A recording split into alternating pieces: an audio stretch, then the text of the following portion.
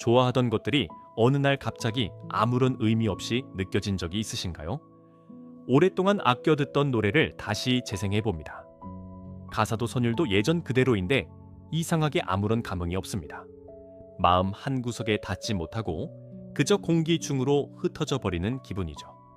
처음에는 그저 취향이 변했거나 노래가 질렸다고 생각합니다.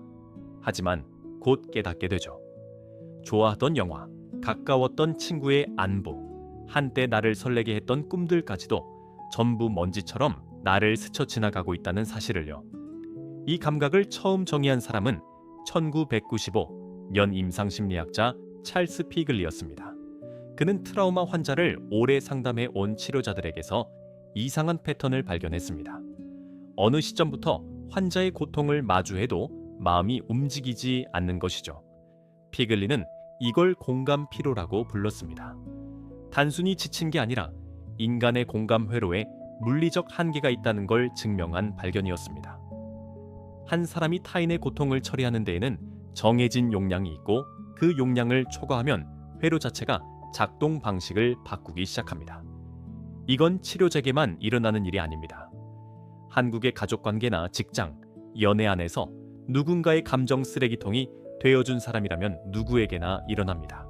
부모님의 우울함을 평생 들어준 자녀나 불안한 연인 곁을 지킨 사람들에게도 똑같이 일어납니다. 다만 대부분은 이름 붙이지 못한 채 내가 차가워졌나 하며 자기를 탓할 뿐이죠.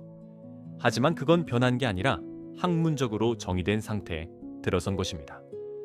1981년 크리스티나 마슬라크는 번아웃의 3단계가 있다고 말했습니다. 첫 번째는 늘 피곤한 정서적 소진 단계입니다. 이때는 본인도 힘든 걸 알고 주변에 도움을 청하죠. 핵심은 두 번째인 비인격화 단계입니다. 한국어로는 정서적 분리라고 불리는 이 상태에 들어서면 더 이상 지치지 않습니다. 대신 사람들이 인형처럼 보이기 시작해요. 가족이 우는 모습을 봐도 유리창 너머 풍경을 보듯 아무런 느낌이 없습니다. 그리고 본인은 이걸 평온이라고 느낍니다. 시끄러웠던 마음이 조용해졌으니까요. 하지만 마슬라크는 이걸 가장 위험한 단계라고 말했습니다. 비인격화 단계에선 본인도 회복됐다고 착각하며 주변에서 멀어지기 시작합니다. 하지만 그건 회복이 아니라 뇌가 내린 차단막일 뿐입니다. 이 시기 당신의 곁에는 수많은 생각과 데이터들이 손으로 그린 차트처럼 차갑게 떠다니고 있을지도 모릅니다. 머리로는 상황을 이해하지만 가슴으로는 느껴지지 않는 상태인 거죠. 그렇다면 이 단계에서 우리 뇌 안에서는 정확히 무슨 일이 벌어지고 있을까요? 다음 파트에서 그 구체적인 메커니즘과 다시 감각을 되찾는 방법을 살펴보겠습니다. 그렇다면 이 비인격화 단계에서 우리 뇌 안에서는 실제로 어떤 변화가 일어나고 있을까요? 2014년 독일 막스 플랑크 연구소의 클리메키와 싱어 연구팀은 타인의 고통에 만성적으로 노출된 사람들의 뇌를 fMRI로 촬영했습니다. 결과는 매우 흥미로웠습니다. 처음에는 공감을 담당하는 전방 뇌섬엽 영역이 과부하가 걸린 전구처럼 강하게 빛나고 있었습니다. 누군가의 슬픔을 자신의 일처럼 처리하느라 24시간 내내 에너지를 쏟아붓고 있었던 것이죠. 하지만 일정 임계점을 넘어서는 순간 뇌의 반응이 단 한 번에 뚝 끊어집니다. 서서히 꺼지는 게 아니라 누군가 강제로 차단기를 내린 것과 같습니다. 신경과학에서는 이 현상을 다운 레귤레이션이라고 부릅니다. 너무 오랫동안 비명을 들은 귀가 어느 순간 그 주파수를 자동으로 차단해버리는 것처럼 뇌가 스스로를 살리기 위해 반응 자체를 줄여버리는 생존 메커니즘입니다. 처음에는 나를 지키기 위한 보호 장치로 시작된 것이죠. 그런데 여기서 결정적인 문제가 하나 발생합니다. 이 뇌의 차단기는 선택적으로 작동하지 않는다는 사실입니다. 당신을 힘들게 했던 누군가의 부정적인 감정만 골라서 차단하는 게 아니라 그 회로를 통과하는 모든 감정의 볼륨을 함께 낮춰버립니다. 그래서 이 시기에는 좋아하던 노래도, 영화도, 사랑하는 사람도 똑같이 무덤덤하게 느껴집니다. 뇌는 어떤 감정만 막고 어떤 감정은 받아들이는 정밀한 필터링을 하지 못하고 회로 전체의 문을 잠가버리기 때문입니다. 이게 본인에게는 가장 혼란스러운 부분입니다. 머리로는 내가 그 사람을 사랑했다는 사실을 기억합니다. 하지만 그 기억이 지금의 따뜻한 감각으로 변환되지 않습니다. 마치 익숙한 한국의 골목길을 걷고 있는데 주변의 풍경이 하나도 눈에 들어오지 않는 기분이죠. 여기서 사람들은 함정에 빠집니다. 일부는 이 무감각을 영적인 깨달음이나 초연함으로 오해하기 시작합니다. 나는 이제 모든 관계에서 해방되었다고 믿으며 스스로를 고립시키기도 합니다. 심리학자 칼 융은 이러한 상태를 자아 팽창이라 부르며 경계했습니다.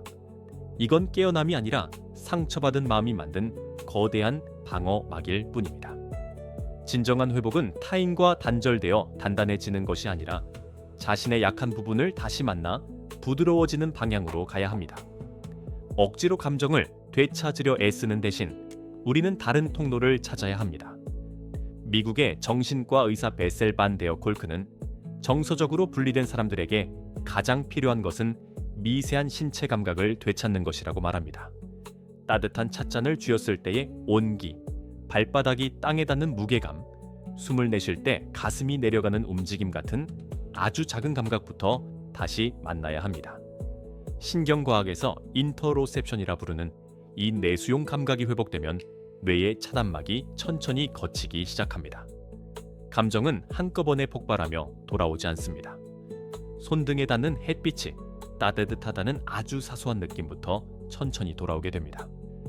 다음 파트에서는 이 감각을 통해 일상으로 돌아오는 구체적인 과정과 마지막 당부를 전해드리겠습니다. 진정한 회복은 예전과 똑같아지는 것이 아니라 더 분명해지는 과정입니다. 뇌의 차단막이 걷히면 감정은 폭발하듯 돌아오지 않고 아주 작은 감각부터 다시 스며듭니다. 따뜻한 찻잔의 온기나 손등에 닿는 햇빛처럼 사소한 느낌이 다시 살아나고 어느 순간 좋아하던 노래의 한 소절이 가슴에 다시 머물기 시작합니다. 이때의 당신은 예전보다 더 정확한 사람이 됩니다. 나를 소진하게 했던 무리한 감정 요구에는 몸이 먼저 반응을 멈추고 정말 소중한 사람의 슬픔에만 다시 반응하는 법을 배우게 됩니다. 지금 만약 좋아하던 것들이 시들하고 모든 것이 무덤덤하게 느껴진다면 절대로 큰 결정을 내리지 마세요. 다운 레귤레이션 상태에서는 모든 관계와 일이 무가치해 보이기 때문에 섣불리 관계를 끊거나 직장을 바꾸면 나중에 깊이 후회하게 됩니다.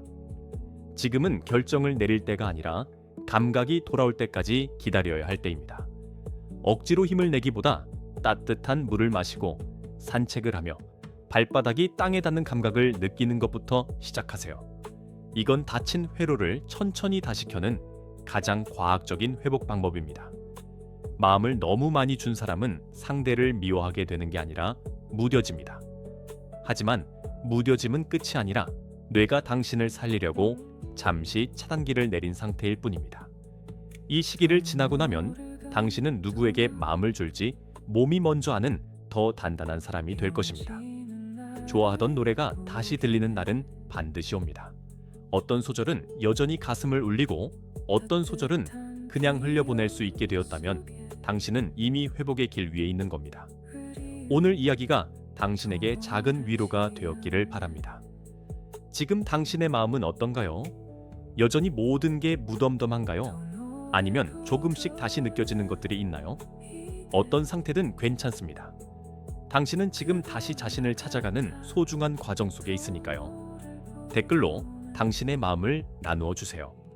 구독과 좋아요로 함께 해주시는 모든 분께 진심으로 감사드립니다.